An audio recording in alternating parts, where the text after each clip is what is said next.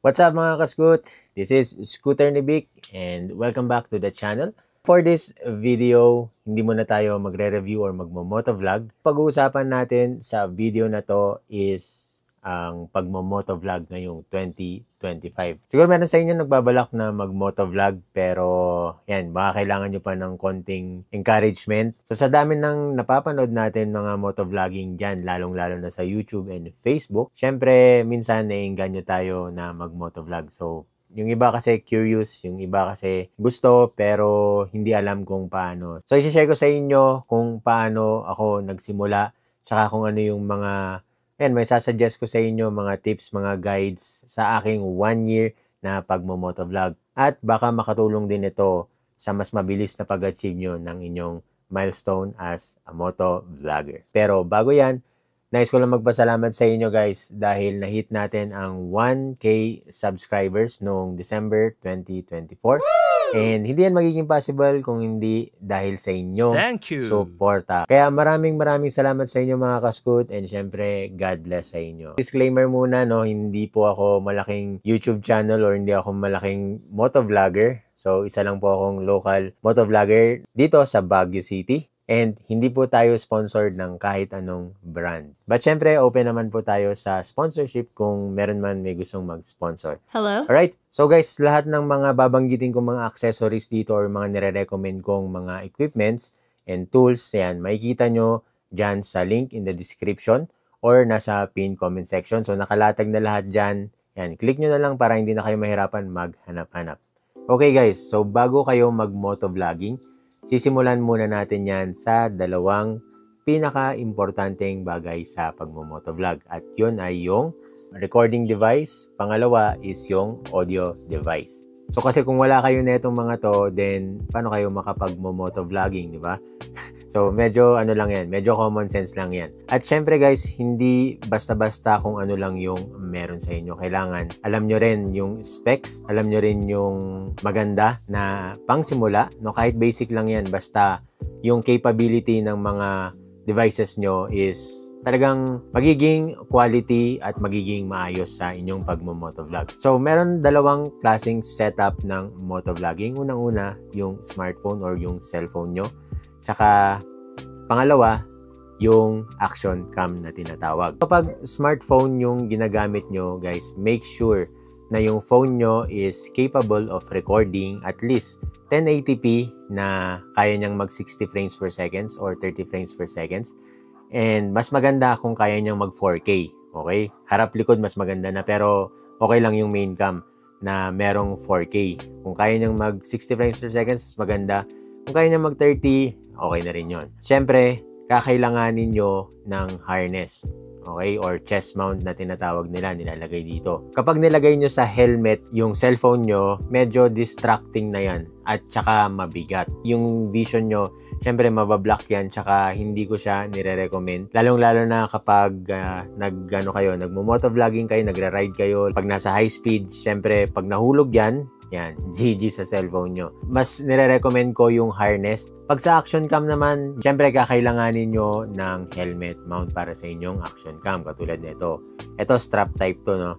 May dalawang klase kasi yan or tatlo. May clip tsaka adhesive. Yung mga ganito, mga universal to. So okay itong ganitong klaseng mount kasi pwede sa lahat ng mga full face. So hindi pwede sa face tulad nito ha. Pag naka-face kayo, gamit lang kayo ng neck mount or harness. Okay? So murang-mura lang yung mga ganito guys at importante to kasi saan nyo nga naman i-mount yung action cam nyo kung wala kayong mounting. So isa pa sa i-recommend kong must-have accessories sa pagmo-motovlogging is yung monopod, yung 3-in-1. Mas maganda yun, yung pwede siyang monopod, pwede siyang maging rod or selfie stick, at pwede rin siyang maging tripod. So mas maganda yung ganyan para very flexible and versatile. Lalong-lalo na kung solo creator lang kayo or solo content creator kayo, solo motovlogger, yan yung isa sa pinaka-companion nyo dapat. Meron kayong ganyan. So next is yung mga handlebar or mga side mirror mounting. Yan, mga ball sockets, mga ganyan. Kasi very important ang mga ganito pag meron kayong mga ibang angle na shot. kung kinukuha na nyo yung sarili nyo, kakailanganin nyo ng ganito. May mga mahal, may mga mura din. Depende na lang sa budget nyo kung ano yung kaya nyong bilhin. Basta importante, meron kayong ganito. And lastly, syempre, kailangan nyo ng power bank and charging cable. In case of emergency, para yan pag naubusan kayo ng battery sa inyong mga action cam or sa cellphone, at least meron kayong mga gamit, lalong-lalo na kung walang charging or walang charger yung motor nyo, mas maganda may dala kayo. At least mga 10,000 milliamps, okay na yon. So, alam nyo na guys, yung mga setup pang motovlogging, pwedeng smartphone, pwedeng action cam. Pero ang nire-recommend ko is, pag kaya nyo, kumuha kayo ng action cam. Tulad nitong Osmo Action 4 ng DJI. So, marami dyan. May mga Insta360, may mga GoPro. GoPro is sila yung mga nauna, syempre. Alam natin yan. So, pwede kayong bumili ng mga second hand, basta make sure na okay pa sila. Kayo niyang bahala kilatis dyan pag second hand yung mga bibilhin nyo. Pero ang ire-recommend ko, either the DJI or Insta360. Kasi yan mostly yung mga gamit ngayon na kayang mag-wireless mic. Itong mga to medyo, sabi nating pricey na hindi gaanong pricey. Medyo affordable pa rin naman sila kahit papano. Mas mapapadali kasi yung pagmo-motovlogging nyo pag ganito yung setup nyo. So, hindi ko muna pag-uusapan yung mga features ng Action 4 and DJI Mic 2. Ang masasabi ko lang is very convenient kasi sila. Napakadaling gamitin. Less hassle siya guys sa pag-setup. Hindi siya complicated. Sobrang dali. Kapag naka-wireless audio or naka-wireless mic. Nga pala guys, mura na ngayon ng Osmo Action 4. Nasa 13 na lang siya. Pag naka-sale, bumababa pa yan ng 11. Osmo Action 4 yan guys. Isa sa pinaka most used ng mga motovloggers. Nabili ko tong sa akin last year, sometime February din or bandang March. Nagkaroon kasi ng sale yan sa Shopee. From 18,500 naging 16,000 and ang maganda pa doon is nabayaran ko siya ng SPay. So parang credit yon, credit card. So 12 months to pay, 0 interest. And ngayong February guys, abangan nyo. Magbababa yung Shopee, merong mga ganyang presyo ulit. Pero mas mababa na siya, lalo na pag may mga voucher. Yan, makukuha nyo ng 11 or even 10,000 kung talagang naka-jackpot kayo. Sobrang reliable kahit ito lang yung gamit nyo. Kahit isang camera lang ang gamit nyo, pag start up, goods na yan. Isama nyo na rin siyempre yung phone nyo pag nagmo-motovlog kayo siyempre. So parang secondary nyo na lang yun. Ito yung pinaka main cam nyo. Sa next na mga motovlogging series and episodes, magbibigay na lang ako ng mga tutorials dyan. Yan, nire-review ko na rin yan para sa inyo. So, ganun din ang DJI Mic 2. Ang maganda dito, sobrang ganda ng quality niya. And at the same time, maliit siya. No, hindi siya ganun ka bulky. Ang maganda dito is magnetic siya. So, hahanapan nyo na lang ng pwesto sa helmet nyo. No, make sure na full face yan. So, lalagyan nyo lang siya ng magnetic na adhesive. Then, you're good to go guys. Napaka-convenient. Hindi na may mga wires kadalasan nasisira. No? Dahil nga palipat-lipat, papalit-palit. Yan. Minsan nasisira din yung mga ganyan. Hindi ko kayo discourage na kumuha ng ibang brand. So, kahit yung mga lower brands na mga action cam, okay din yun. Kung yun lang talaga yung kaya nyo for now. Basta make sure na maganda yung kuha niya and make sure na maganda yung stabilization niya kasi very important yung stabilization pag kumukuha kayo ng POV shot or pag ginagamit nyo siya sa helmet nyo and sa chest nyo, kailangan maganda yung stabilization niya. Pero ang recommended ko kasi talaga is itong Osmo Action 4 or mga ganyang klase, mga talagang quality at kilalang brand. So ito naman yung mga guidelines na lagi nyong tatandaan bago kayo mag-motovlog or bago tayo mag-motovlog. So unang-una is planning. So kailangan may plano tayo guys, hindi yung basta-basta magre-record ka na lang ng walang plano, no? Basta kung ano-ano na lang. So nangyari sa akin yan ng ilang beses. Sinabi ko pa nga yata nun, hindi ko alam kung anong purpose ng vlog na ito. Sinabi ko yan nun eh. And yeah, wala talagang nangyari sa akin, walang pinatunguhan yung video na yun. So hindi ko alam kung na-upload ko yun o hindi ko na lang yata tinuloy yung pag-vlog na yun kasi wala naman siyang purpose or in short, wala siyang kakwenta-kwenta. So, kailangan bago tayo mag-record, meron tayong plano. Meron dapat tayong subject or tema. Siyempre, meron tayong purpose sa pag-vlog natin. So, pwedeng tungkol sa motor. Yan, pwedeng motor review. Pwedeng performance review o owner's review. Mga ganyan.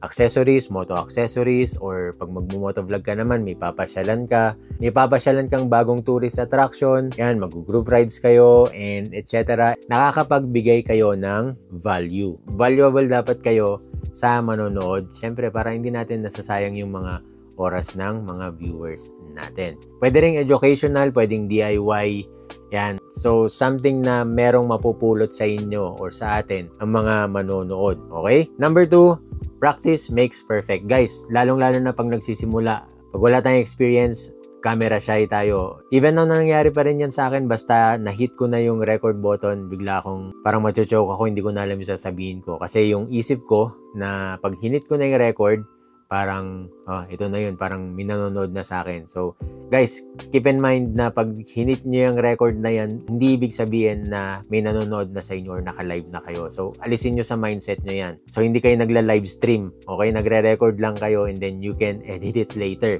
Okay? So, practice lang ng practice. Ang pinakamahirap sa pagmo-motovlog is yung nagsasalita ka habang nagmamaneo or nagmamaneo ka tapos nagsasalita ka. Okay, isa yan sa skill na dapat nyong matutunan at mangyayari yan kapag pinapractice nyo siya. So, kahit off-cam, kahit walang camera, yan. Kausapin nyo lang yung sarili nyo. Imagine nyo lang na nagmo-motovlog na kayo or may nanonood na sa inyo. Yan. Salita lang kayo ng salita. So, okay lang na magsalita ka habang nagmo-motor na hindi naman weirdo yan. Kasi pagkakamalan kami kausap sa telepono, kaya okay lang yun.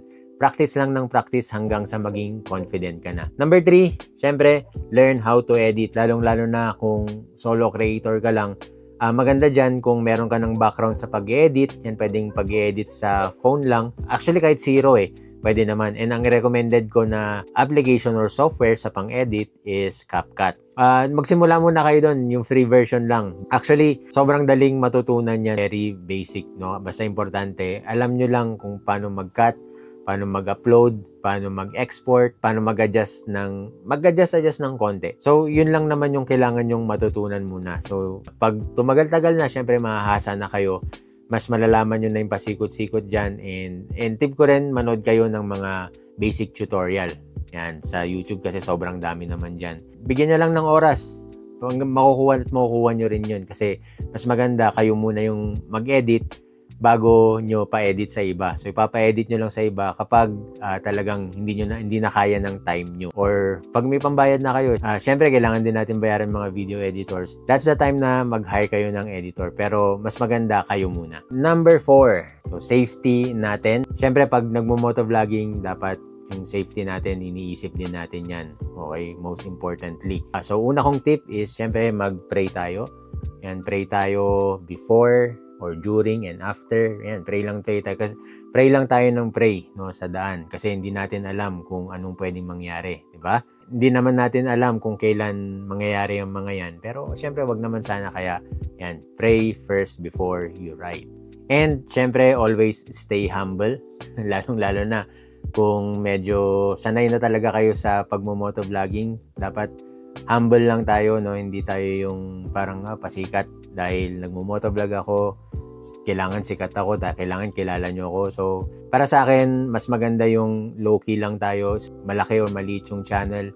Lalong-lalo na pag malaki yung channel, di ba? Huwag tayong magmayabang, kasi malaking hinayang yan. Lalong-lalo na kung meron kayong mga talagang solid na subscribers na talagang sumama sa inyo mula day 1 hanggang sa lumaki ka. So, mas maganda, stay humble lang tayo, laging pakumbaba. Siyempre, avoid natin yung road rage, di ba?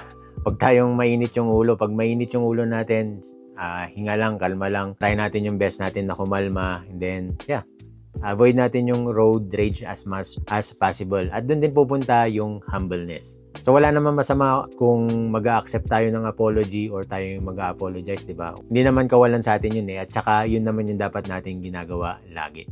Etong safety na to, guys, medyo malawak kasi. So, yan, kailangan alam nyo na yung mga emergency tools, mga emergency equipments, medkits, yan, mga kailangan nating dala habang nagbabiyahe tayo, lalo-lalo na kung long ride. Kailangan meron tayo ng mga yan. So, alam nyo na yun, hindi ko na hindi discuss, And, syempre, as safety din natin, kailangan aware tayo sa surroundings natin or aware tayo sa kung saan man tayo pupunta. or kung ano man yung current situation natin. Sundin natin minsan yung instinct natin kung delikado ang isang place, kung matao siya or maraming mga kawatan dyan, or may mga landslide, may mga incidents, mga ganyan. Kailangan gamitin na lang natin yung instinct natin. Pag feeling mo or alam mo na parang alanganin, mas maganda, safety first muna. So, hinay-hinay ka na lang muna. Huwag mo na lang ituloy, lalong-lalo na kung mag-isa mo lang. So, para din yan sa safety mo, at syempre, madami mag-aalala sa atin, and family, friends, yan.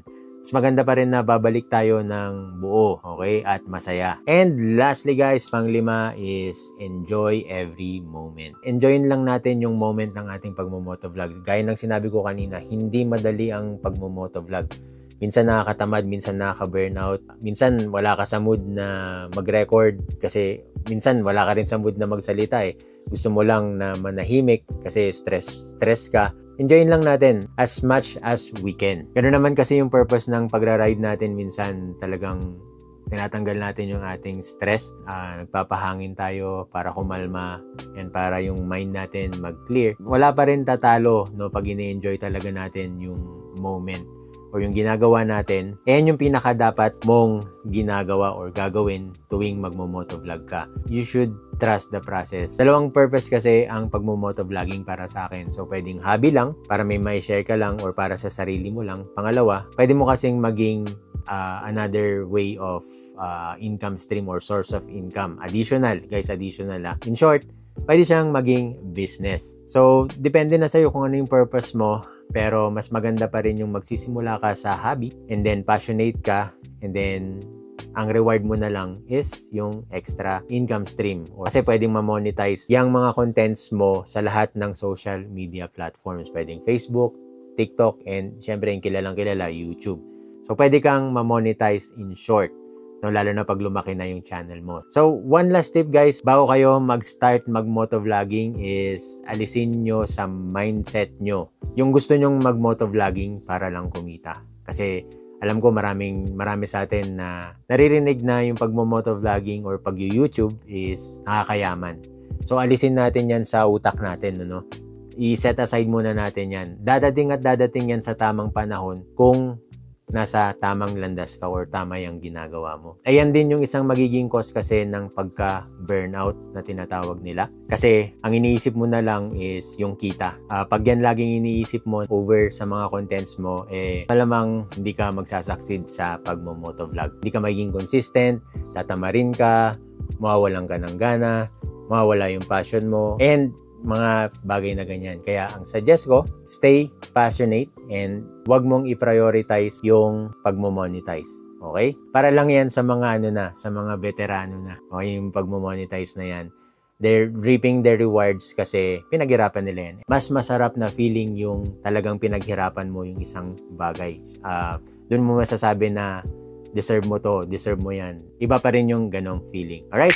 So, yun lang mga kasgood. I hope na nakatulong itong video na to, and this is my very first video na naman yata ngayong taon ng 2025 dahil yan, maraming kaganapan, marami akong backlogs as a tech reviewer, kaya inabol ko muna yung mga yon. Tutuwa ako kasi marami talagang nakasuporta dito sa channel na to. Ang dami kong nakikita na nagko-comment pa rin. Yan, kahit wala akong bagong uploads. Yan, sisikapin ko na magkaroon lagi ng mga may sense na uploads, no? Mga may sense na contents, kumbaga. Let me know guys kung nakakatulong itong video na to. Itong mga motovlogging tips, guides, and mga ganyan. Kung okay ba siya or hindi, please let me know in the comments below. Or syempre kung nagustuhan nyo itong video na to, thumbs up. Kung hindi nyo nagustuhan, then thumbs down. Kung meron kayong kakilalang gustong mag-motovlog or nagbabalak or tumigil na sa pagmo-motovlog, then pwede nyong i-share tong video na to sa kanila. And syempre, kung mahilig ka sa motor, yan, lalo-lalo na kung long ride ka ng long rides, pasyal ka ng pasyal, simulan mo nang mag-motovlogging ngayong 2025. So this is Scooter ni Vic. Always ride safe, always wear your safety gears, magdasal, syempre, at see you when I see you. Godspeed sa inyo guys. Goodbye.